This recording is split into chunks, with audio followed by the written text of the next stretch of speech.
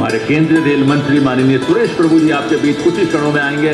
मैं चाहूंगा तालियों से उनका अभिनंदन करेंगे। मुख्यमंत्री हरियाणा मनोहर लाल जी आपके बीच, जिनको के विकास पुरुष के रूप में आप सब लोग जानते हैं। जबकि हरियाणा के विकास की बात होती है तो उनका नाम जहन में सबसे पहले आता है, और भारतीय रेल के विकास की बात होती है तो सुरेश प्रभु जी का नाम सबके जहन में आता है। जोरदार तालियों से उनका अभिनंदन करें। आप सबके चहेते हरियाणा सरकार के मंत्रीगण भी यहाँ पर पधार चुके हैं। मैं चाहूंगा कि सब अपना अपना स्थान ग्रहण कर लें।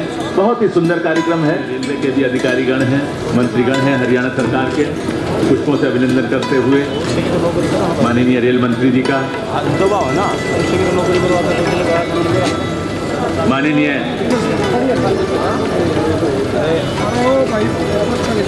मुख्यमंत्री हरियाणा मनोहर लाल जी का पुष्पों से अभिनंदन, केंद्रीय रेल मंत्री साहब का अभिनंदन, पुष्पों से सुरेश प्रभु जी का अभिनंदन हुआ। मंत्रियों का, हरियाणा सरकार के अनिल विज जी का भी अभिनंदन,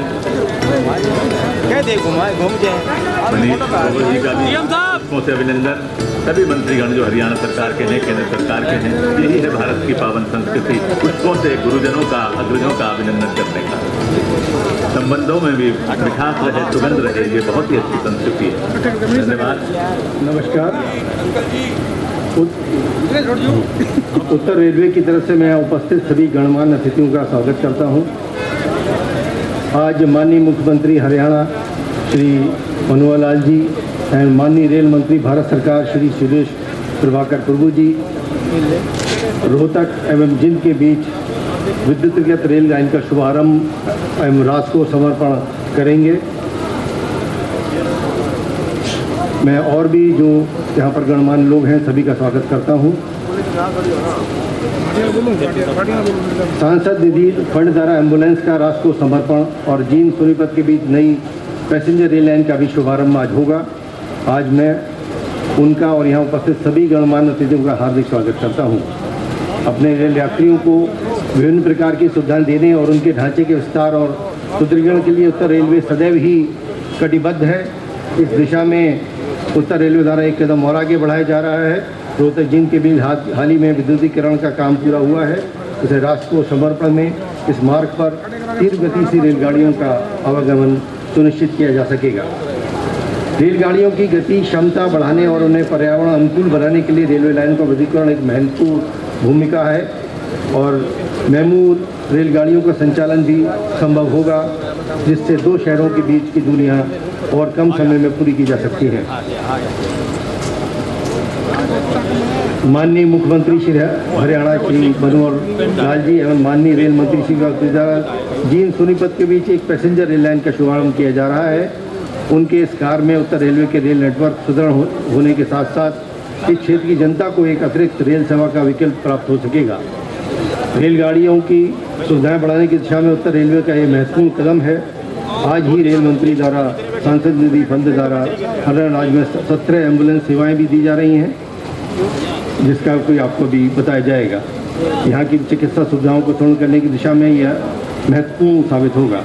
अंत में यहाँ उपस्थित सभी गणमान्य अतिथियों का एक बार फिर स्वागत करता हूँ और विश्वास दिलाता हूँ कि भविष्य में भी हम पूरी लगन और मेहनत से रेलवे और देश के विकास के लिए यत्नशील रहेंगे।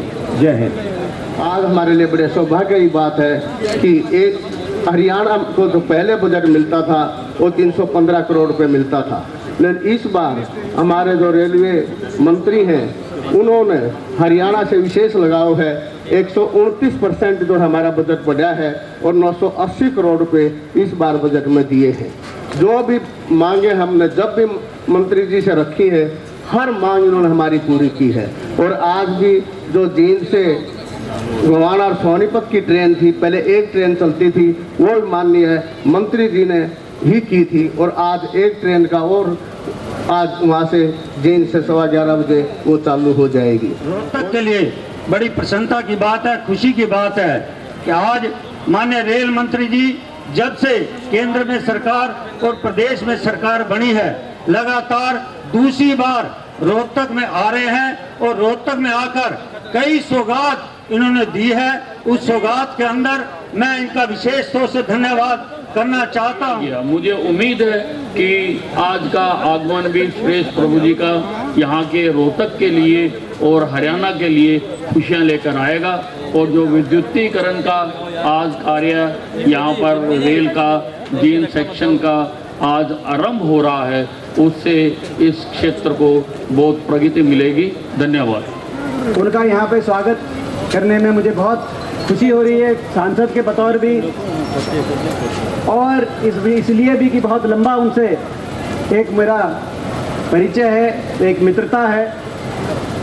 बहुत संसदीय डेलीगेशंस में, देश में विदेशों में भी हम साथ रहे। जो है देश में रेल का विस्तार हो, ऐसा मेरा लक्ष्य है। तो इन्हीं शब्दों के साथ और एक बार फिर आपका बहुत बहुत स्वागत करते हैं। आप पहुँचे हैं, आपका बहुत बहुत अभिनंदन करते हैं। जय हिंद जी, जय राम जी की। कि आज पूरे रेलवे मंत्रालय का मैं धन्यवाद करती हूँ कि उन्होंने रोहतक शहर की जनता के सुख सुविधाओं के लिए इस रेलवे का आज उद्घाटन किया है। और आप जोरदार तालियों से अभिनंदन करेंगे आपकी केंद्रीय रेल मंत्री सुरेश प्रभु जी हैं और हरियाणा सरकार के अन्य मंत्री सांसदगण भी यहाँ पर उपस्थित हैं। बहुत ही आज तो वैसे भी दुर्गाष्टमी है, बहुत ही पावन दिन है और पावन कार्यों का शुभारंभ हो रहा है, राष्ट्र को समर्पित हो रहा है विद्युतीकरण का कार्य भी। और दोनों मंत्रियों के लिए ये जो मुख्यमंत्री, माननीय मुख्यमंत्री हरियाणा श्री मनोहर लाल स्वागत करेंगे पुष्पों से। स्वागत स्मृति चिन्ह देकर। जी हाँ, हमारे बहुत ही आदरणीय भारत सरकार के रेलवे मंत्री श्री सुरेश प्रभु जी, इसी स्थान पर जो शिलान्यास हुआ था वो रोहतक से भटिंडा रेलवे लाइन का ये जो इलेक्ट्रिफिकेशन का कार्यक्रम, उसका शिलान्यास हुआ था। और बहुत खुशी की बात है कि साल भर के अंदर ही हमने उसका एक भाग रेलवे विभाग ने रोहतक से जींद जो इलेक्ट्रिफिकेशन पूरा कर दिया, जिसका आज उद्घाटन हो रहा है। ये बहुत ही शीघ्र होने वाला अति सराहनीय काम है। इस एलिवेटेड रेलवे लाइन पर बजट जितना ज्यादा होगा उतना हमारा फ्लाईओवर में भी बचेगा। 2 फ्लाईओवर इससे बचते हैं, बाकी हमारा बाईपास का पैसा भी बचेगा। तो ऐसे सब कारणों से किसानों का विरोध खत्म हुआ, 2 बाईपासों का पैसा बचा और अंततोगत्वा एलिवेटेड ये जो रेलवे प्रोजेक्ट है, और मैं समझता हूँ शायद देश भर का इस प्रकार का एलिवेटेड रेलवे का प्रोजेक्ट पहला प्रोजेक्ट है। झांसी और जींद की रेलवे लाइन की चर्चा वित्त मंत्री जी ने की। दक्षिण हरियाणा सीधा उत्तर हरियाणा के साथ एक रेलवे लाइन के साथ जो जुड़ेगा, उसका बहुत बड़ा लाभ होने वाला है।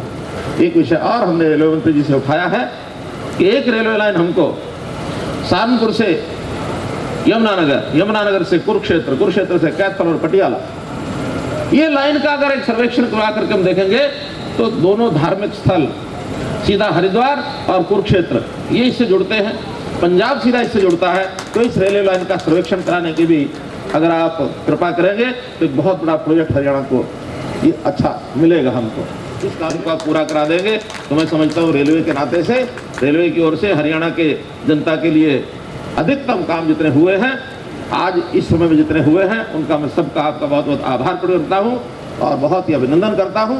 और रोहतक की जनता की ओर से आपको विश्वास दिलाता हूँ कि रेलवे की प्रगति में हरियाणा की ओर से कोई भी आवश्यकता हो, जैसा एक ज्वाइंट एसपीवी बनाने की बात आई, हरियाणा सरकार और रेलवे विभाग एक ज्वाइंट एसवीपी ये हम बनाने के लिए तैयार हैं। आप पधारे, आपका बहुत बहुत धन्यवाद, बहुत बहुत आभार। धन्यवाद माननीय मुख्यमंत्री हरियाणा श्री केंद्रीय रेल मंत्री सुरेश प्रभु जी भारतीय रेल के विकास में बहुत बहुत महत्वपूर्ण भूमिका निभा रहे हैं। हमारे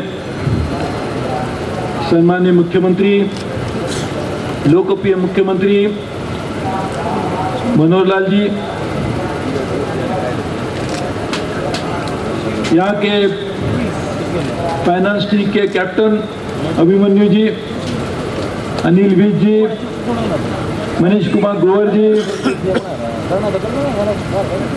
रेणु डबला जी, लोकसभा में मेरे 2 मित्र और सांसद रमेश चंद्र कौशिक जी, दीपेंद्र सिंह हुडा जी, विधायक श्री कृष्ण हुडा जी, परमिंदर सिंह जी,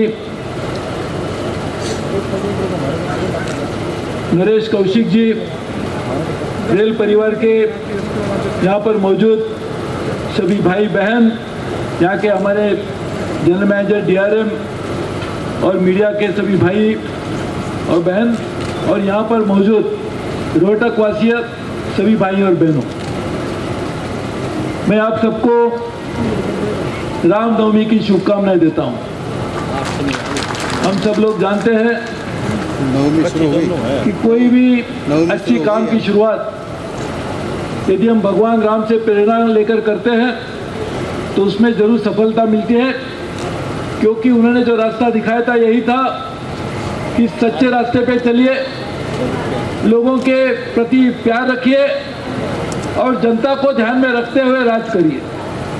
हम इसी रास्ते पे करने के लिए कोशिश कर रहे हैं और मुझे बहुत बहुत आनंद है कि आज ऐसे अच्छे दिन हम लोग रेल की नई परियोजना की शुरुआत भी हमारे हरियाणा में कर रहे हैं। हम सब लोग जानते हैं कि देश का भविष्य अच्छा बनाने के लिए हमारे सम्मानीय प्रधानमंत्री नरेंद्र मोदी जी ने एक नई पहल देश में शुरू की है।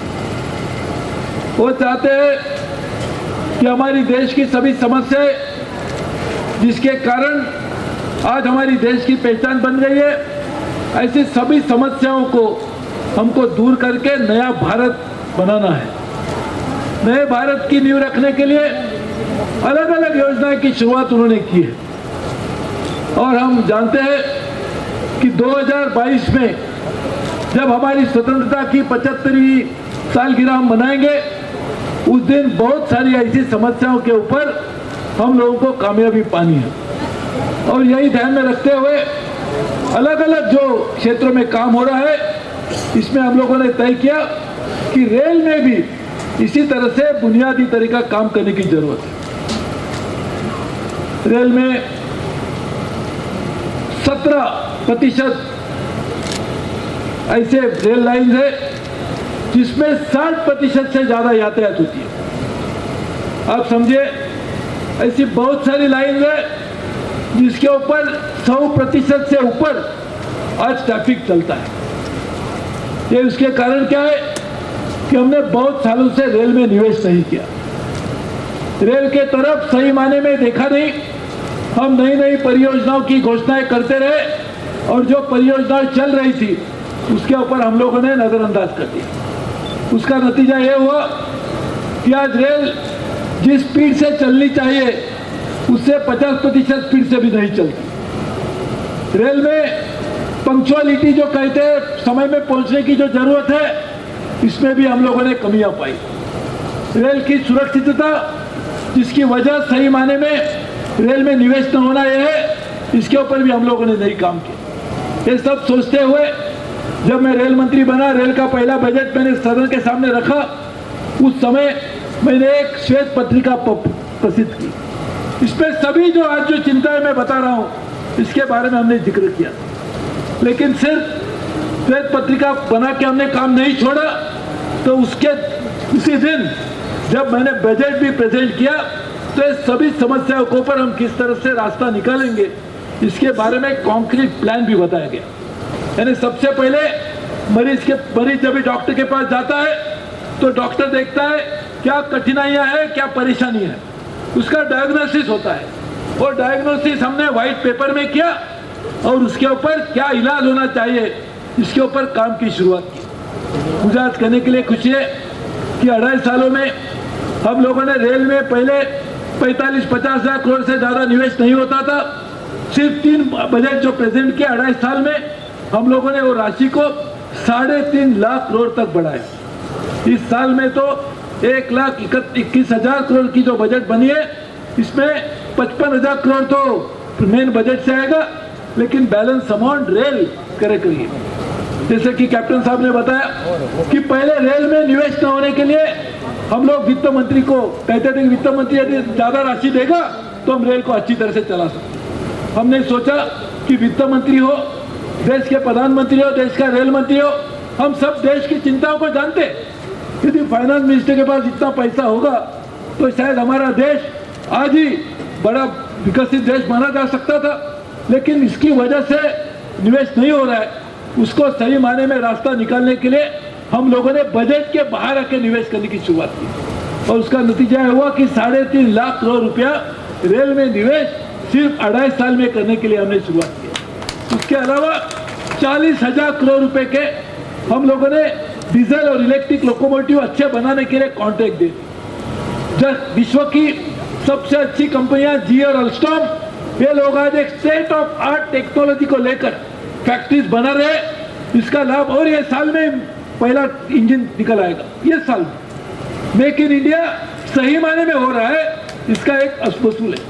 वो बनने के बाद हमारी जो स्मॉल एंड मीडियम एंटरप्राइजेज है, हमारे छोटे छोटे कारोबार करने वाले लाखों लोग हैं, उनके लिए भी एक नई उपलब्धियां मिलेगी और उसके लिए भी हम लोगों ने काम में शुरुआत की। साथ ही में डेडिकेटेड फ्रेट कॉरिडोर काफी लंबे समय से चल रहा था। पिछले 6 साल में हमारी सरकार आने के पहले हम लोगों ने सिर्फ 20,000 करोड़ रुपए के 6,000 रुपए के टेंडर दिए थे। हम लोगों ने पिछले 2 साल में ही पूरे के पूरे टेंडर देके 70-80 हजार करोड़ रुपए की योजना अभी पूरी मात्रा में चल रही है।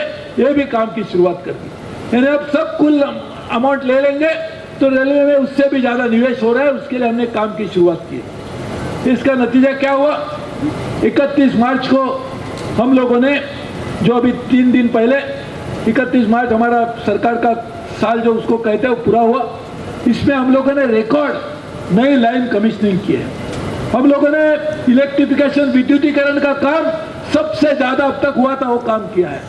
हम लोगों ने नई जितने भी बायो टॉयलेट, हम लोगों ने 6 साल में जो बायो टॉयलेट लगाए थे 35,000 के आसपास, उतने ही करीबन बायो टॉयलेट हमने सिर्फ 1 साल में लगाए। हमारी परियोजनाएं जो चल रही है उसको स्पीड लाने की जो शुरुआत हम लोगों ने की है, उसका नतीजा यह है कि मुझे पूरा विश्वास है कि पहले 5 साल की योजना जिसमें हम 8,56,000 करोड़ रुपए का निवेश करने वाले, ये पूरी होने के बाद मैं दावे से कह सकता हूं कि बहुत सारी कठिन समस्याएं जो सालों से रेल के साथ जुड़ी हुई थी उसको हल करने में हम लोग कामयाब रहेंगे और उसके लिए उसके ऊपर काम कर रहे हैं। और मुझे पूरा विश्वास है कि अगले सालों में हम लोग और तेजी से काम करेंगे। जैसे कि एक ही, क्योंकि आज ये कार्यक्रम है इसके लिए बताता हूँ, पूरे रेल के बारे में क्या हो रहा है उसके बारे में बताऊंगा तो शायद और 50 दिन चले जाएंगे। लेकिन आज एक रोहतक जिन के बीच में विद्युतीकरण की परियोजनाओं का शुभारंभ किया जाएगा। आपको कहना चाहता हूं कि हमारा आज तक पूरे देश में सिर्फ 42% ही विद्युतीकरण हुआ है। जितने लाइन्स बने सिर्फ 42% विद्युतीकरण हुआ है। अगले 5 सालों में हम लोग इसको डबल करेंगे। यानी करीबन सब जहां पर नैरो गेज नहीं है, जहां पर बीटा गेज है, ऐसे सभी को छोड़ के पूरा का पूरा ब्रॉड गेज को हम विद्युतीकरण करने में कामयाब रहेंगे। और उसके लिए योजना की शुरुआत भी हो गई है और मुझे विश्वास है आने वाले दिनों में उसको पूरा करके लोगों के सामने रखेंगे। लोगों को उसका बहुत लाभ होगा, रेल के पैसे भी बचेंगे। जैसे मैं आपको कहना चाहता हूँ, ये विद्युतीकरण होगा, पर्यावरण के लिए अच्छा होगा। पर्यावरण के लिए अच्छा बनाने के लिए हम लोग 5 करोड़ पेड़ भी लगाने जा रहे हैं। पर्यावरण की रक्षा करने के लिए मैंने पिछले साल आदेश दिया था कि हम लोग पूरी मात्रा में जितने भी हमारे वाटर बॉडीज है उसको रिवाइटलाइज करें। हमारे किसान भाई पानी के लिए तरसते, कभी बारिश होती है कभी नहीं होती। ये सभी परेशानियां पूरे देश से ज़्यादा दक्षिण भारत में ज़्यादा है, सब जगह में है। ऐसे किसान भाइयों को मदद करने के लिए रेल की तरफ से हम लोग पानी की सब ये समस्या करें। लेकिन मैं जो बता रहा था कि विद्युतीकरण के साथ साथ इलेक्ट्रिफिकेशन जो होगा ही होगा, एनर्जी ऑडिट होगा। 1000 मेगावाट की सोलर पावर लगाई जाएगी, 600 मेगावाट के हम लोग विंड पावर लगाएंगे, वेस्ट टू एनर्जी करेंगे। एलईडी लाइट जहां भी है वहां पे रेल में एलईडी लाइट लगाए जाएंगे।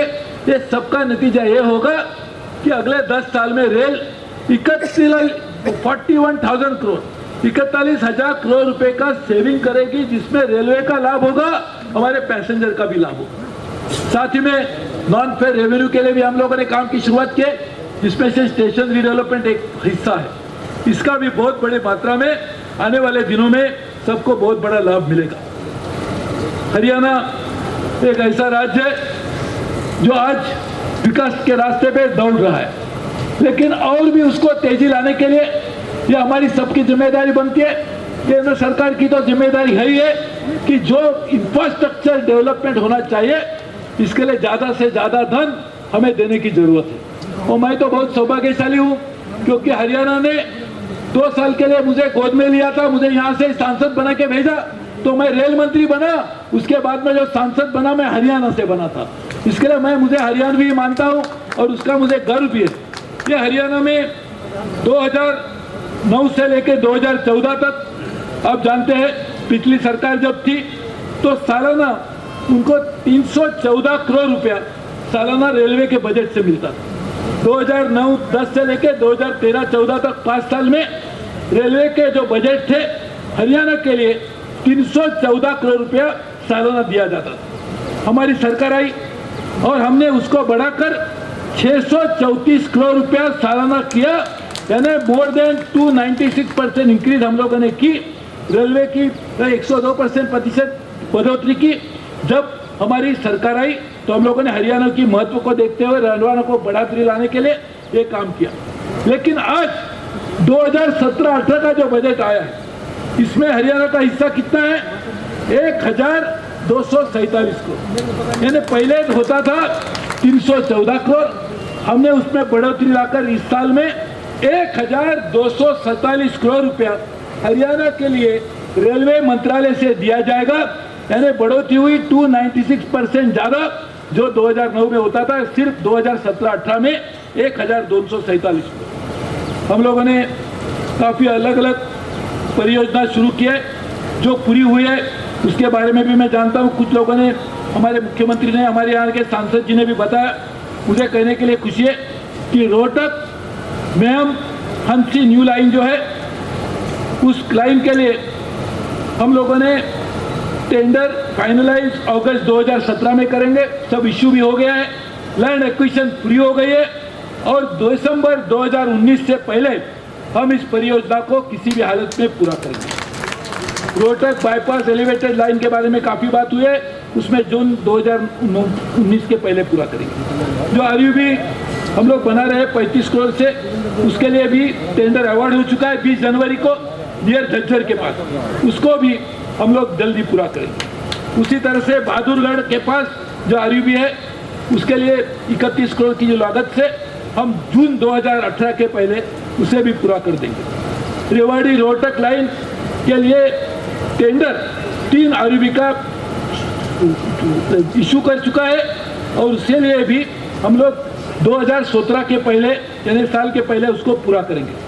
रोहतक भतिंडा लहरमवट सेक्शन की जो विद्युतीकरण की परियोजना है इसमें 300 करोड़ से ज़्यादा लागत होगी और ये भी 18/3/17 को कमीशन उसका काम शुरू हो गया और उसको कंप्लीट करने के लिए हम लोग सितंबर 2017 के पहले उसको भी पूरा करेंगे। उसी तरह से रोहतक भिवानी सेक्शन में विद्युतीकरण की योजना है, उसका भी अगस्त 2017 के पहले हम उसको पूरी मात्रा में पूरा करेंगे।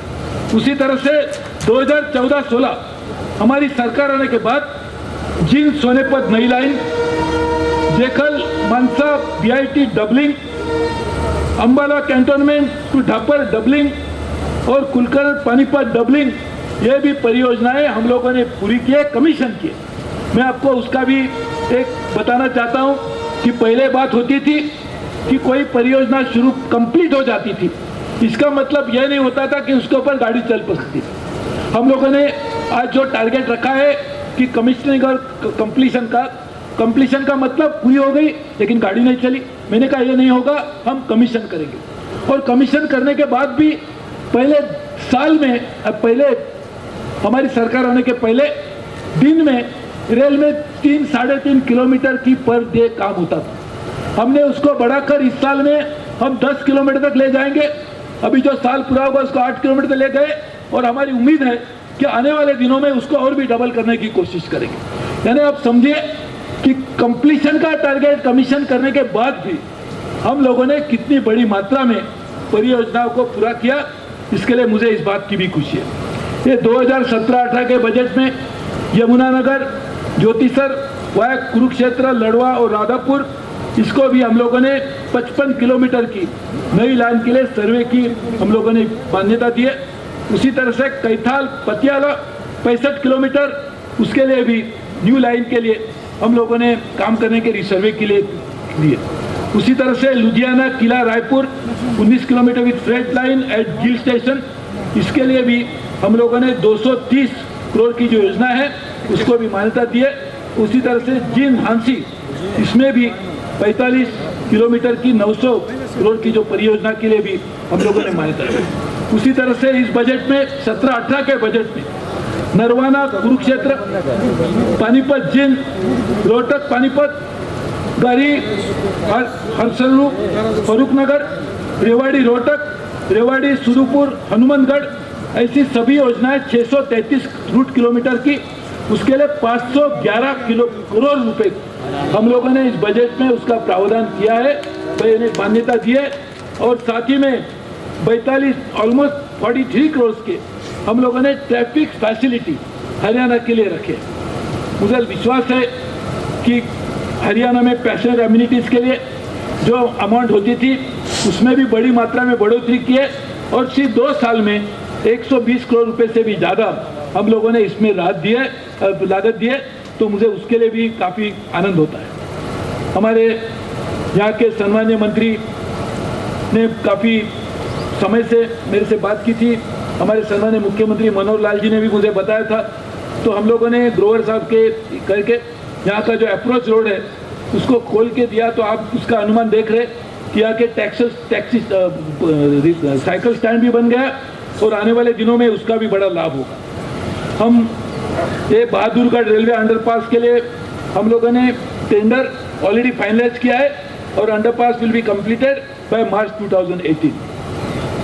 मुझे कहने के लिए खुशी है कि इसके अलावा हम लोग एक कोशिश कर रहे हैं कि अच्छी मात्रा में रेल का इंफ्रास्ट्रक्चर हरियाणा में बढ़े। इसके लिए हम लोगों ने हरियाणा ऐसा पहला राज्य जिसके साथ जॉइंट वेंचर एग्रीमेंट बनाए। ये सिर्फ एसपीवी नहीं है, तो जॉइंट वेंचर है। क्या मतलब है उसका? रेल पूरी मात्रा में 100% सेंट्रल गवर्नमेंट के अंदर आने वाली एक संस्था है। इसकी वजह से हमने देखा है बहुत सालों से अलग अलग राज्यों के मुख्यमंत्री रेल भवन में आते थे, कहते थे कि हमको ये योजना दीजिए, वो योजना दीजिए। दुर्भाग्य से धन नहीं था, राज्य की प्राथमिकता एक थी और रेल अपनी कारण से दूसरी योजनाएं चला रहा था। हमने कहा इस परिस्थिति में बदलाव करेंगे, रेल और राज्य सरकार मिलकर कंपनी बनाएगी, उसमें ओनरशिप भी राज्य सरकार और केंद्र सरकार की 50-50 रहेगी और राज्य सरकार तय करे कि कौन सी प्राथमिकता होनी चाहिए। राज्य सरकार के पास भी इतना धन नहीं है या केंद्र सरकार के पास कि कॉस्ट शेयरिंग बेसिस पे प्रोजेक्ट चलाए जाए जो एसपीवी में हुआ करता था। हमने कहा हम लोग इक्विटी लेंगे और बैलेंस अमाउंट आने वाले दिनों में अलग अलग बैंकों से लेंगे। हरियाणा के लिए जो हम बैंकेबल प्रोजेक्ट का एक प्रोजेक्ट रिपोर्ट बना रहे, वो एक बैंक बना रही है और बैंक का प्रोजेक्ट रिपोर्ट रेडी है। मुझे कहने के लिए खुशी है सम्मानीय मुख्यमंत्री जी और यहाँ के वित्त मंत्री जी कि कल मेरे पास एशियन डेवलपमेंट बैंक के बहुत सीनियर ऑफिसर्स आए और खुद आके मुझे बता रहे थे कि आपका जो नया आइडिया है जॉइंट वेंचर स्टेट के साथ करने का, उसमें हमें बहुत रुचि है और हम उसको फाइनेंस करना चाहते हैं। हमने तो एशियन डेवलपमेंट बैंक को बताया नहीं, खुद आके उन्होंने कल बताया। तो मुझे लगता है इसके माध्यम से जो भी मैंने आपको सब अमाउंट बताई कि क्या क्या प्रोजेक्ट हम कर रहे हैं, लेकिन जॉइंट वेंचर बनने के बाद और एक नया रास्ता खुल जाएगा देश के इतिहास में पहली बार, जिसमें रेल और राज्य मिलके नई योजनाएं को अमल में लाएंगे। तो इसके लिए उसकी भी शुरुआत और कुछ दिनों में, मैंने अभी जनरल मैनेजर को कहा है, कम से कम समय में यानी 2-3 महीने के अंदर ही हम उस परियोजना की शुरुआत भी कर देंगे और हम उसको भी कोई काम करेंगे। उसी तरह से ये रजिस्ट्रेशन कंपनी का हो रहा है, प्रोजेक्ट भी बन रहे और 100 करोड़ हम लोगों ने हरियाणा ने इसके लिए देने के लिए भी तैयारी भी दिखाई। उसके लिए मैं उनको भी बहुत बहुत धन्यवाद देता हूँ। हरियाणा ऐसा पहला राज्य हमने योजना की ऐलान करने के बाद हमारे सम्मानीय मुख्यमंत्री ने यहाँ आकर हमें इमीडिएटली बता दिया।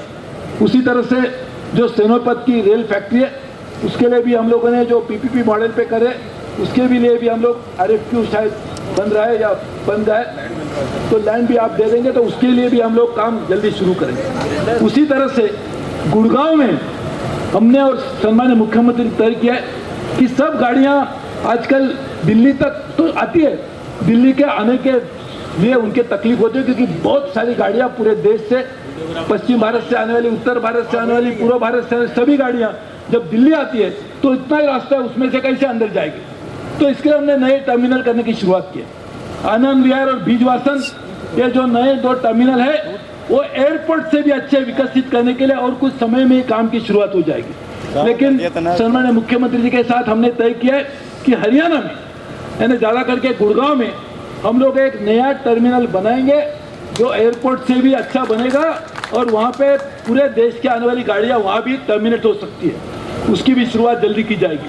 हमारे रोहतक स्टेशन के लिए आपने कहा है, तो मैं अभी जनरल मैनेजर को कहता हूँ कि राज्य सरकार के साथ बैठ के हम लोग एक PPP मॉडल पे एक अच्छा रोहतक स्टेशन बनाएंगे और इसके लिए भी शुरुआत हम जल्द करेंगे।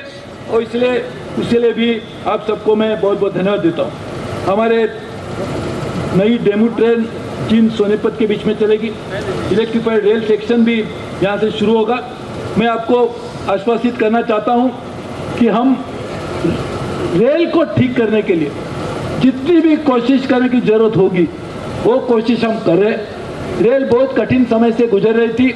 आज भी मैं नहीं कहूँगा कि रेल की स्थिति बहुत, लेकिन रेल को अच्छा करने के लिए जो भी जरूरत है हम पूरी मात्रा में करके, आम आदमी के सुविधा के लिए रेल ऐसा एक साधन है जिसको यदि नहीं ठीक होगी तो आम आदमी को परेशानी होगी।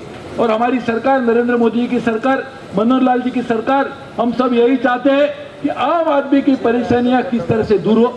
गरीब के जिंदगी में अच्छे दिन लाने के लिए हम जो काम करने की हम लोगों ने शुरुआत की है, उसी का एक अगला कदम रेल को ठीक करके हम करेंगे। और इसलिए आप सबको बहुत बहुत धन्यवाद देता हूँ। और दोबारा मैं हमारे हरियाणा के सभी लोगों को, बहनों को, भाइयों को, यहाँ के सभी सरकार के मुख्यमंत्री, मंत्रियों को, यहाँ के सांसदों को, विधायकों को धन्यवाद इसलिए देता हूँ कि मुझे हरियाणा जैसे अच्छे राज्य का सांसद में 2 साल के लिए रिप्रेजेंट करने का मौका मिला। इसके लिए बहुत बहुत आभार व्यक्त करता हूँ, धन्यवाद देता हूँ। जय हिंद, जय हरियाणा। धन्यवाद माननीय रेल मंत्री महोदय। एक बहुत बड़ी उपलब्धि इस नवरात्र के पावन दिवस में रोहतक वासियों के लिए, जिंद वासियों के लिए।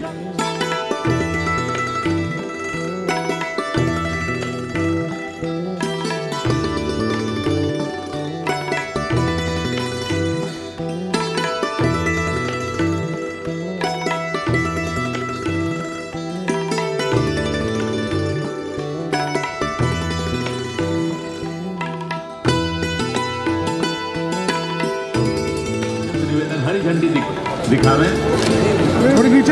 और आप ताली बजाएंगे। आप इसके साक्षी बन रहे हैं। हरियाणा के विकास में मील का पत्थर, नया ट्रैक बिछाया गया, नई लाइन बिछाई गई है। ये रोहतक और जिंद के बीच आप स्क्रीन में भी देखें और लीजिए, गाड़ी भी चल रही है, आप इसका अवलोकन करें।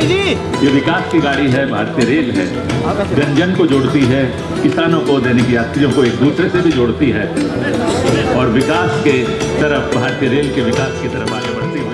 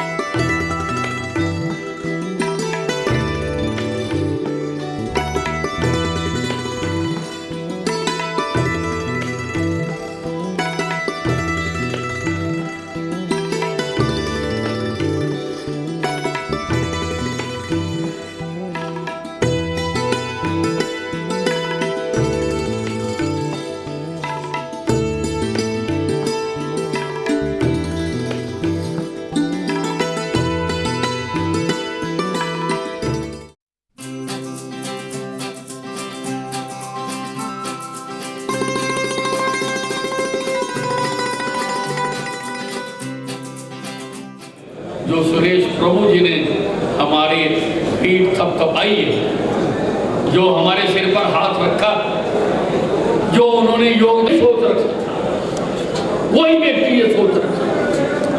और सुरेश प्रभु जी ने आज जो 17 एम्बुलेंसेज हमें दी हैं, मैं अपने हेल्थ डिपार्टमेंट की तरफ से, अपने हरियाणा सरकार की तरफ से, अपने कैबिनेट की तरफ से और हरियाणा की 2.5 करोड़ जनता की तरफ से मैं सुरेश प्रभु जी का आभार व्यक्त करता हूँ। सुरेश प्रभु जी का आभार व्यक्त करता हूँ। धन्यवाद। अभी तक सुरेश प्रभु जी राज्यसभा के सांसद हरियाणा से ही थे, और जब हरियाणा से थे, रेलवे मंत्री थे, तो मान के चलते हैं हमारा पूरा अधिकार इनके ऊपर था। आपने हरियाणा में आकर राज्यसभा के सदस्य के नाते बहुत से काम किए हैं, और उन्हीं कामों को हमारे स्वास्थ्य मंत्री श्री अनिल विज जी आपके सामने रख रहे थे। लगभग ये जो एम्बुलेंसेज हैं, 17 एम्बुलेंसेज, इन पर भी कुछ भी नहीं हो तो विराजमान है 3-4 करोड़ रुपया इस पर भी लगा हुआ। हर वर्ष 5 करोड़ रुपया सांसद निधि का भी आपने लगाया है। हरियाणा के प्रति इतना स्नेह आपने रखा।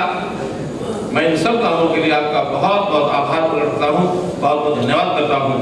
और मैं अब निवेदन करूँगा कि श्री सुरेश प्रभु जी, क्योंकि आपको तो अंत में हमको मार्गदर्शन करना है, इसलिए आपसे निवेदन करता हूं कि आप हमारा मार्गदर्शन करिए।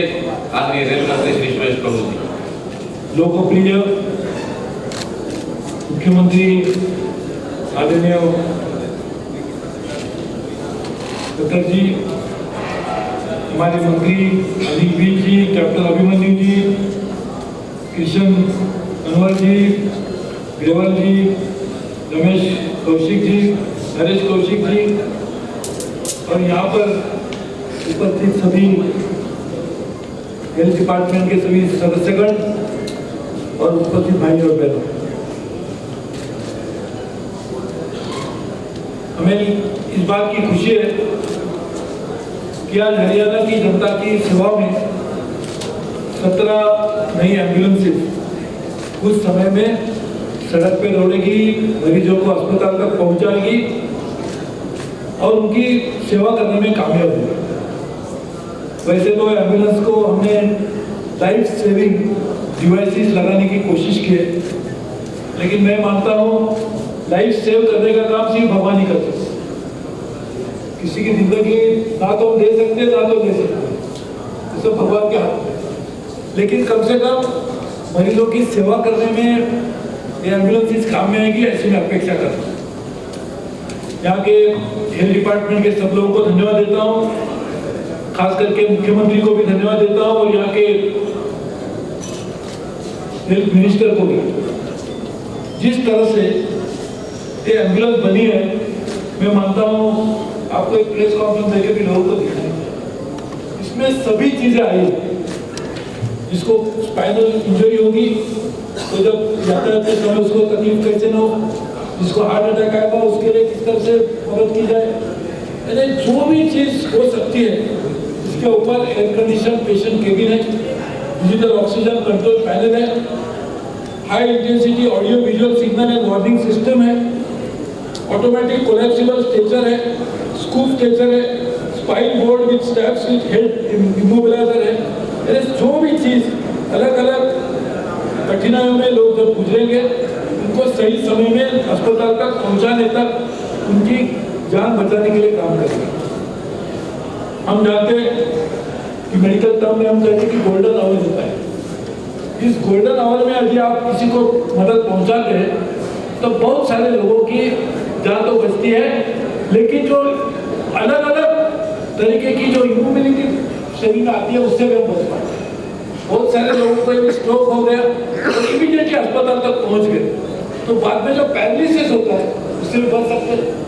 और जो भी इस तरह की जो परमानेंट डिसेबिलिटीज आती है उससे भी बचने के लिए सही समय में पहुंचाना मुझे लगता है बहुत आवश्यक होता है।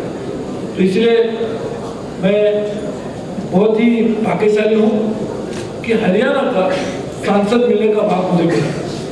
उसी समय हमने तय किया था कि जो भी हमारी तरफ से एक छोटा सा, इतना तो बहुत प्यार का बोल होता है, उसको कभी उतार नहीं सकते, किसी का एहसान होता है उसका भी बोल कभी उतार नहीं सकते, लेकिन कम से कम हमने सोचा कि हरियाणा के लोगों के लिए कुछ हमारी तरफ से भी छोटी सी मदद यानी सेवा हो सकती है वो देने के लिए करना चाहिए। इसके लिए हमने तय किया था और आज खुशी है कि इस एम्बुलेंस के द्वारा एक कुछ थोड़ा सा बोझ तो पूरा तो कभी हो ही नहीं सकता, हल्का करने का मौका भी हमें मिला।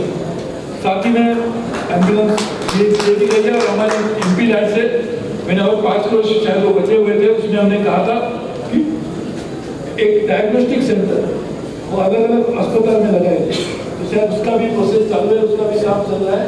तो मुझे लगता है और कुछ समय में ही डायग्नोस्टिक सेंटर भी सब अस्पताल में लगाए जाएंगे, यानी अस्पताल तक पहुंचाने का काम एम्बुलेंस करेगी। उस समय कुछ ना कुछ इनिशियल मेडिकल यूनिट चाहिए वो भी एम्बुलेंस में मिल जाएगी, लेकिन जो लोग कुछ ही कारण बीमार है, कुछ परेशानी है, उनको भी डायग्नोस्टिक सेंटर हर अस्पताल में अच्छी तरह से बनेगा मॉडल, तो उसका भी लाभ लोगों को मिलेगा। और इसलिए मैं बहुत आप सबको धन्यवाद देता हूँ। मुझे लगता है समय भी काफ़ी बीत चुका है, इसलिए ज़्यादा बात नहीं करता हूँ, लेकिन दोबारा ये एक मौका है, जिस मौके का मैं लाभ लेते हुए कहूँगा कि यहाँ के सभी विधायक जिन्होंने उन्हें चुन के दिया, यहाँ के मुख्यमंत्री जी ने नामांकन पत्र भरते समय सब लोग यहाँ पर पहुँचे, तो और साथ में यहाँ की जनता जिनका मैं इनडायरेक्टली प्रतिनिधित्व करता था, उनको भी मैं बहुत धन्यवाद देता हूँ और हरियाणा के सेवा में हमेशा इस तरह का आत्मविश्वास करता हूँ। बहुत धन्यवाद। जय हिंद, जय हरियाणा।